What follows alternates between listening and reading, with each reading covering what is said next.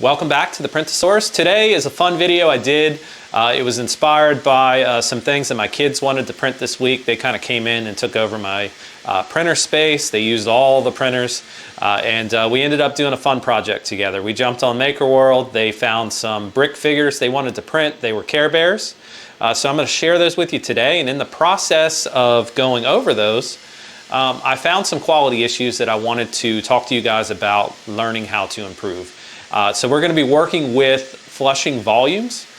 So if you look at the head on this Care Bear, you can see some banding around where some of the features are on the multicolor print. And what that is that's color bleed when it transitions from color to color. So what we need to do is adjust our flushing volumes to tune that out and improve the quality of our print. So follow along, I'm going to show you how to do that, and we're going to get right into it.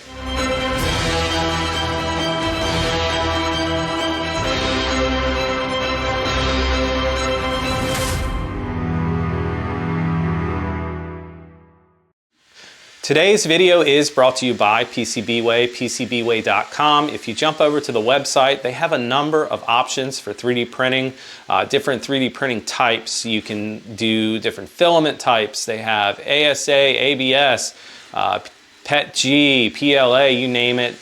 You can even fine tune what you need in terms of infill, color options. You name it, they can pretty much do it. If you want to mass produce something, they're also a great option.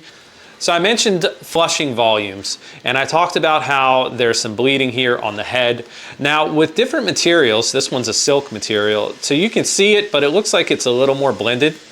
And then if you go to something a little bit darker, like an orange with the black, it's not as pronounced.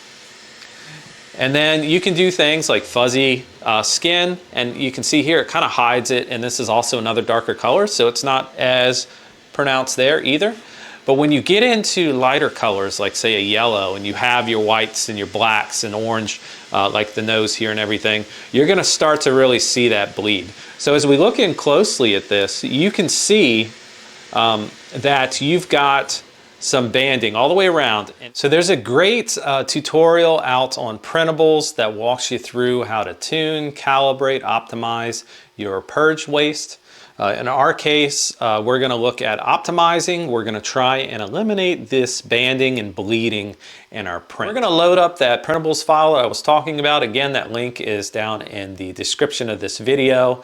And once we have that loaded, you're going to see a bunch of towers that you can print, and each tower has different color combinations based on the filament that you have loaded.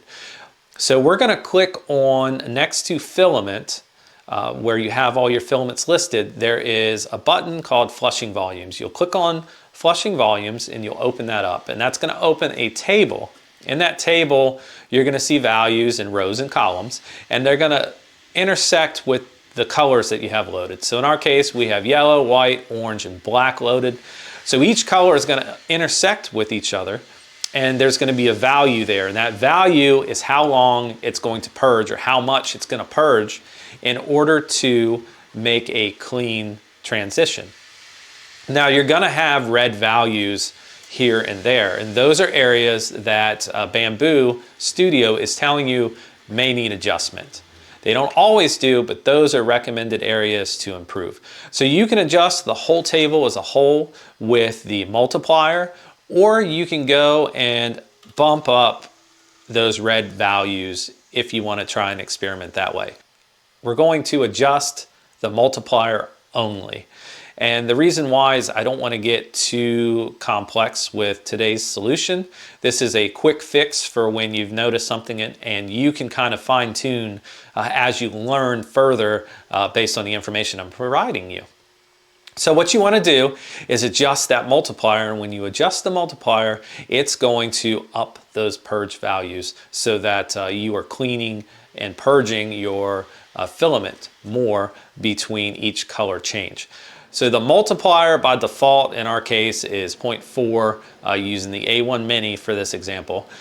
So we're going to bump that up to 0.6. 0.6 is a very good kind of middle ground that you should see a lot of your problem areas go away, and will be a good foundation to start from. And what I like to do too is after I do that tower test, if 0.6 is what I fall on that works great, I'll come back in and I'll add just a little bit more, and that's my buffer for myself that I use. You don't have to do it, but that's always that let's get to the finish line and then let's go a little bit further to make sure things are good. So I'll take that 0.6 and bump it up to 0.65. You can do that if you want to, or stay at 0.6 as your baseline, but start there, see what your prints look like. This is our setting at 0.65. You can see a lot of the bleeding is no longer present, but we do have a pretty thick line still visible right at the top of the eye and eyebrow area. So we're going to increase that multiplier a little further. I'm going to go ahead and print one more. We're going to bump that multiplier up to 0.75 and see where we're at.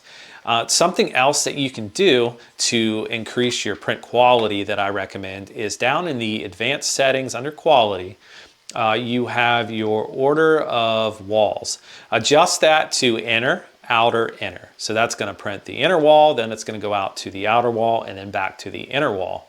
So here is our finished Care Bear. The head turned out pretty good. The multiplier I ended up with was 0.75. There's still a little bit of bleeding. I actually ran out of filament, so this one is going to have to be good enough. Hopefully this video is helpful. Hopefully this information I just gave you is useful to you, and happy printing. Enjoy it. It's so much fun doing this stuff. I appreciate all you guys. Thank you so much for watching my stuff. I'm looking forward to making some new content. I just started some t-shirts, so if you guys like t-shirts, check out my designs.